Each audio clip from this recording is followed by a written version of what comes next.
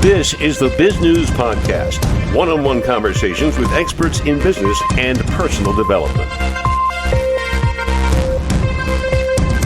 To the ranks of Doctors Derek Shepherd and Meredith Grey of Grey's Anatomy, Henry Higgins of My Fair Lady, and Dr. Watson of Sherlock Holmes fame, it may be time to add Doctor Roo.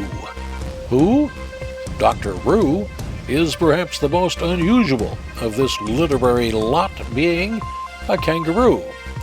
The character has been created by a real doctor, Rachel Wellner, who's been in practice for more than 20 years and is a breast oncology surgeon. Ms. Wellner is out with the third book in her Doctor Roo series, and she joins us for this Bizgnus Podcast interview to tell why she's made time in her schedule to write this series of books.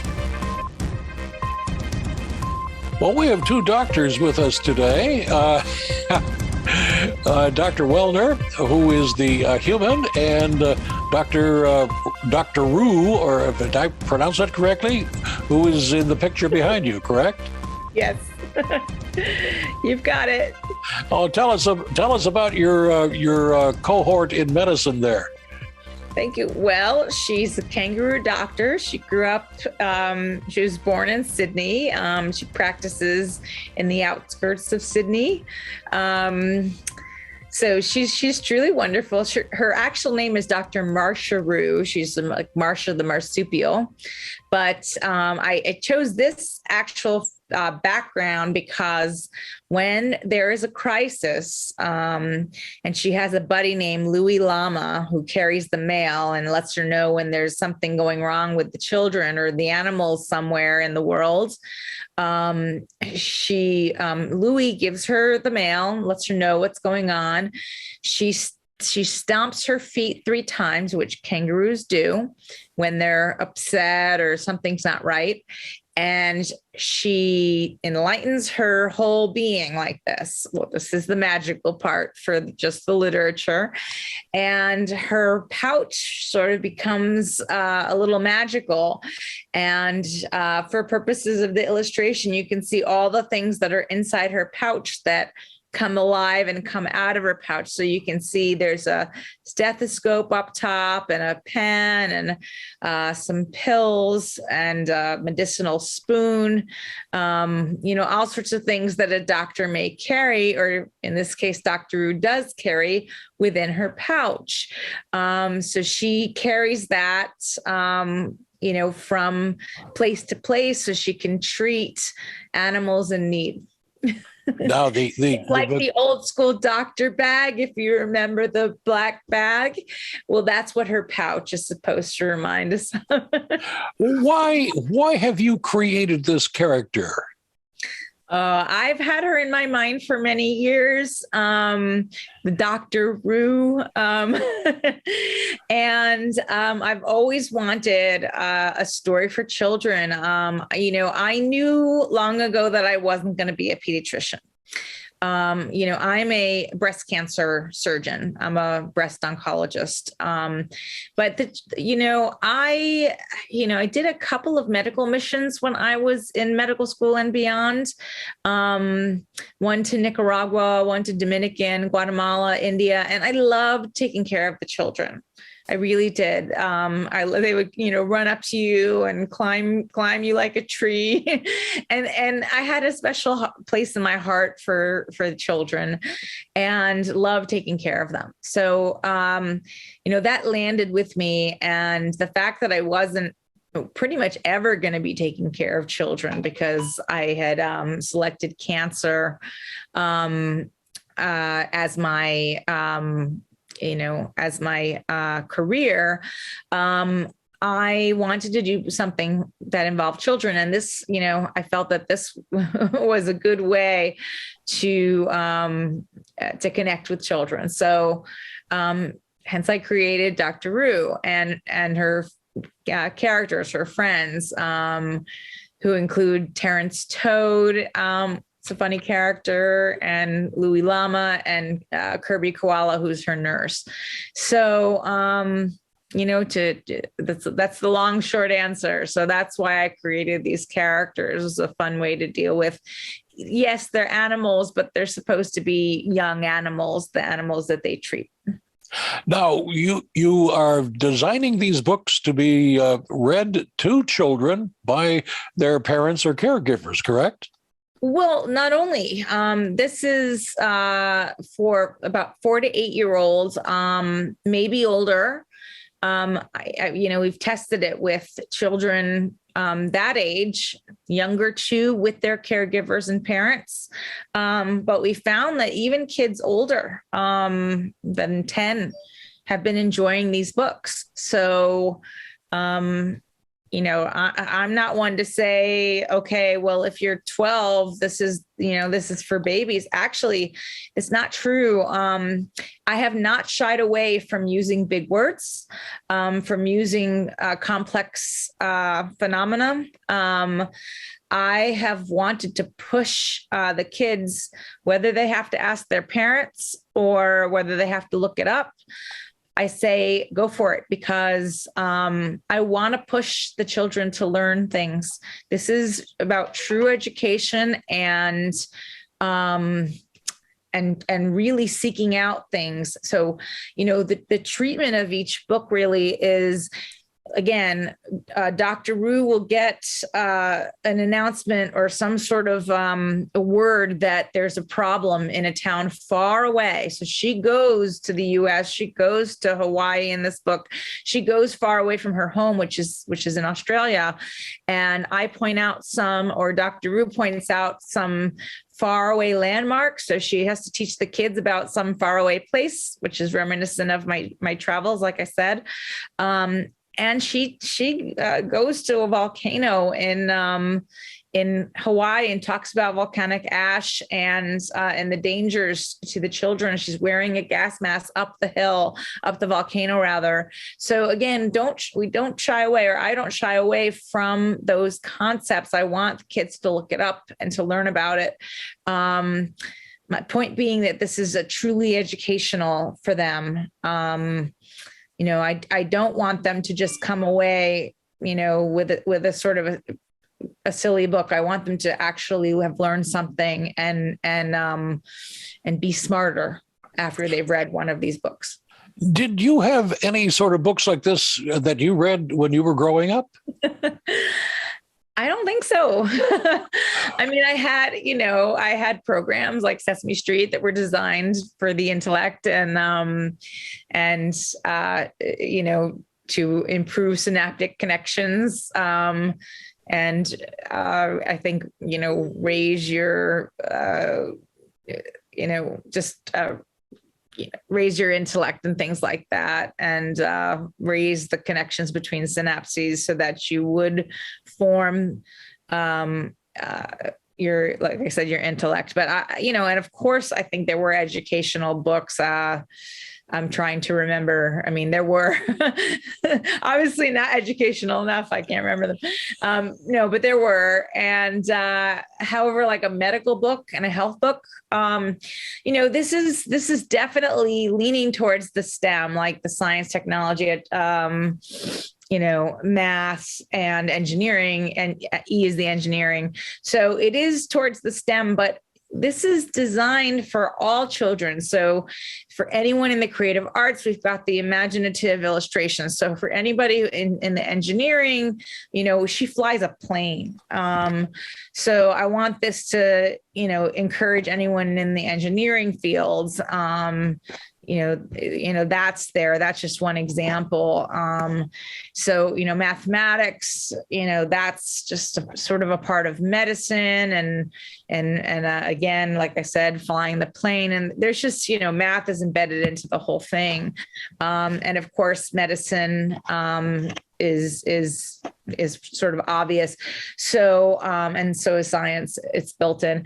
So this is, also intended to, if a child is interested in medicine or any of those fields at a young age, great. This should stimulate that child to enter into any of those fields or get excited by those fields, or get excited by wanting to help people or other children or animals, veterinary school, all that stuff. That's what this should sort of start to inspire. And that's what I wanted. So, no, I definitely didn't have this combination of elements when I was growing up.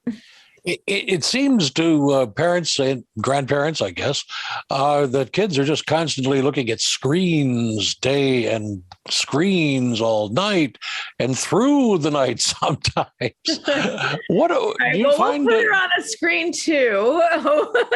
That's right. We are on a screen, come to think of it. Right. But for adults, that's different, of course. Right. But how do you get kids to read more? That's a good question. I still think kids are reading plenty in addition to screens. I don't have children myself, but I have a niece and a nephew, and they're adorable. They're 8 and they're 10. And, knowing that I've written these, they go through the roof when they get another one in the mail. They're like, yeah, Aunt Rachel, we have Doctor Roo. We have Doctor Roo. And again, like I said, they're 8 and they're 10, and they're also reading, Harry Potter and big books, through 200, 300 page books. They're reading those too, but they are very excited when they get one of these in the mail, and they critique it. They, they go through the whole thing. And, the 10-year-old, like I said, who's, reading 400, 300, 400 page books, is every bit as excited to read this book or these books as he is the larger books. And same with the younger one. They critique the dress, the look, the story plot, whether it's accurate, this kind of thing. They just really do. So they get very excited to read these books, and they ask why questions, and from time immemorial, like when they were little and up to now, they have reading time by themselves, and they also read with their parents. Yes, they have a lot of screen time. They log a lot of screen time too, but they also have reading time. So, that's a lot up to the parents. I have to tell you that the parents have to instill that into their children. So, I would say that my brother and sister-in-law just enforced that as a rule early on, that there was always going to be reading time. And yes, they were allowed screen time, and they're allowed more and more as they get older, but there's still reading time, and they now read on their own. They know to read on their own. So. And all the better for them. They might end up even getting a library card, heavens to above. Yeah, exactly. So, well, they have in their rooms, they have stacks of books. Just like I didn't have growing up internet. I remember when the World Wide Web came about. So I had stacks and stacks and stacks of books in my room, How on earth does a busy surgeon find time to write books? Well, truthfully, I'm actually clinical time off right now, so I'm not just writing books. I'm doing a startup. A very busy startup in biotech, where I am taking a look at a sophisticated spectral analysis tool, pairing it with a positioning tool, and looking at the rapidity with which we can diagnose cancer in real time in a person who's actually sitting in a diagnostic machine like a mammogram or something else, and immediately analyzing her tissue. And this is not just for women, prostate's the same, whatever, and analyzing his or her tissue immediately to see if he or she has cancer. So I'm working on that as we speak. It's it's challenging, but we've sort of put together we're right at proof of concept phase, which precedes prototyping stage. And from there, we'll hopefully go on to big investment stage and then start producing our concept.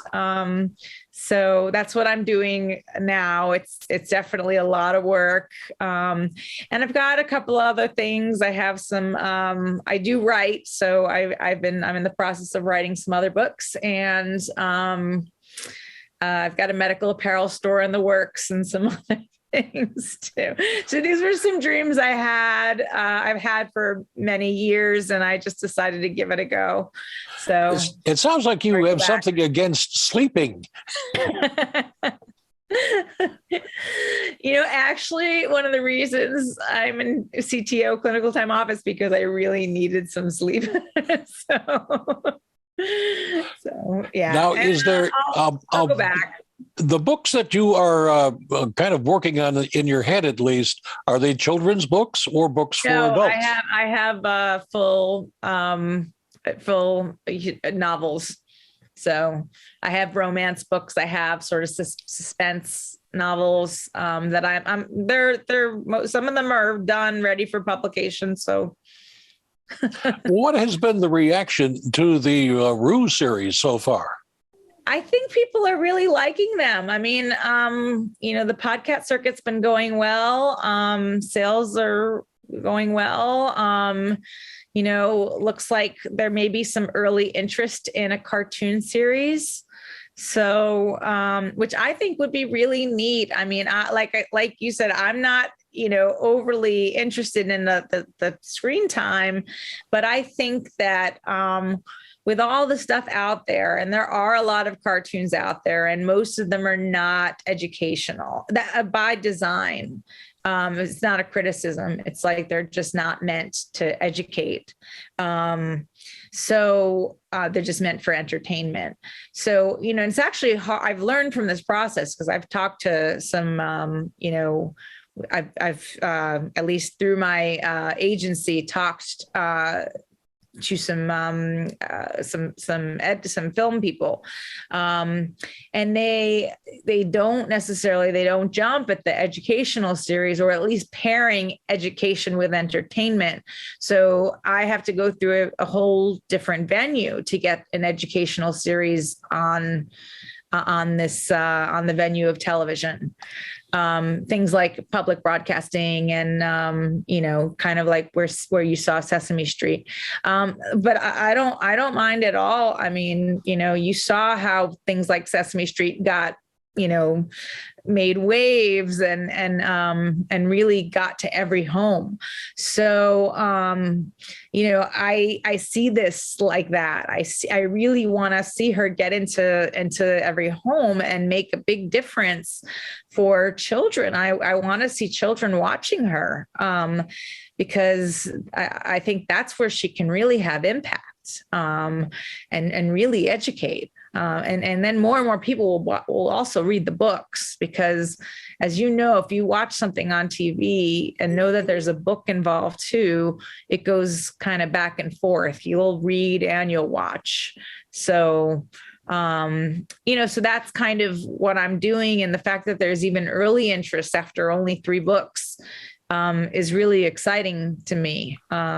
So that's where that stands. And I'm really hoping that happens. That would be a real dream come true. So give our listeners and viewers a preview of books yet to come in this series. Okay, so we have the first one. Actually, I am in the process of buffing it up. So it's currently called Doctor Roo and Dr. Marsha, in the case of the missing hot dogs and marshmallows. But I'm going to be actually buffing it up to be called Doctor Roo in the case of the bad picnic. Okay, so the second book is Doctor Roo in the case of the hiccuping hippo, right? I think that's what it's called, hiccuping hippo. And then this one that we're talking about is Doctor Roo and the case of the Red Hot Hawaiians. So just so everybody knows, like every story is about a group of animals or an animal that's suffering from something.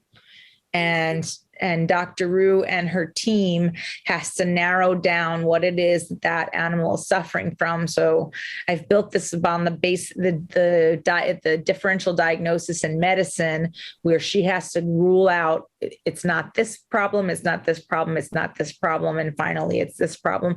And they're all simple problems in medicine that she's ruling out until she finally figures out what it is, so she and her team can cure the problem. Okay. So coming up, we have a coloring book coming up, actually. So that should be exciting. And it's called Who is Doctor Roo? So that's just going to be for coloring for fun. The next one I think is going to be called Doctor Roo in the Case of the Flossing Flounder. And it's about cavities and a mischievous flounder that keeps stealing the floss. I wondered about where the floss went around this place. Yeah. I'll look for the flounders now. And then the next one is Dr. Roo in the Case of the Sleeping Sloth. And the question is, why are all the kids not moving around town? Probably, I think in Bolivia. That's where sloths. At least one place where sloths are populous. So everything that I'm saying like has a kernel of truth, like every place that I've mentioned, is where something is endemic. So like the flounder, they live in Nova Scotia, and that's where I'm going to have the story take place. They live in warmer climates, but I was just in Hawaii, where they're suffering from sunburn, and that's the issue there. So I wanted to then go to a colder climate, and then we'll go to where the flounder live. Flounder also live in warm climates, but I wanted to take an adventure in a colder climate. So basically that's where we're going. And then, I have some treatment plans for some other places, but, that's a little getting farther out. And, some of the places I put down are probably going to change. So, no book is completed until it's off the press at any rate. Exactly. Exactly. But those are, my next couple. And then I'm sure that the ones that I have planned after that are going to change. So. Well, where can our listeners and viewers get more information? I wonder if Dr. Roo has a website. She does. So it's at www.drroo.health. So, and also on Amazon.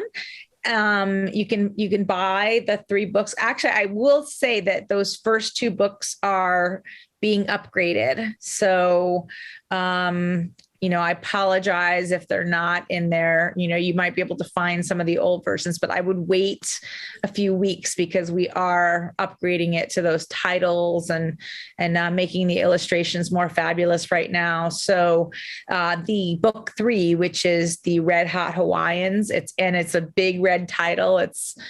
It'll grab your attention. So that would be the book that I would definitely recommend buying right now. And I would say it's sort of the funniest right now and best illustrated. So I would recommend that book out of the series. And if you give it a few weeks, the other ones will look the same and have some fabulous titles and illustrations as well. And the coloring book, which will be out in no time. And that's going to be a yellow cover. What would you like to add that we haven't had a chance to talk about? Don't ever be afraid to laugh at yourself. It's good for the soul. It's good for the body and mind. It's true. I actually really believe in that. So you don't never be afraid not to be perfect. So no, I think you've been a wonderful, wonderful host, and you help me share my ideas and dreams. And, actually, I think dreaming is a very important part of learning and growing, and allowing your brain to grow. So I encourage that in every child, person, adults. And you mentioned grandpa, grandma. So I include them. Everybody should keep dreaming and look, I'm 46 and this is when I'm coming out with this series. So You've been watching the Bizgnus Podcast. We welcome your input. Send your email to editor@biznews.com. Thanks for watching.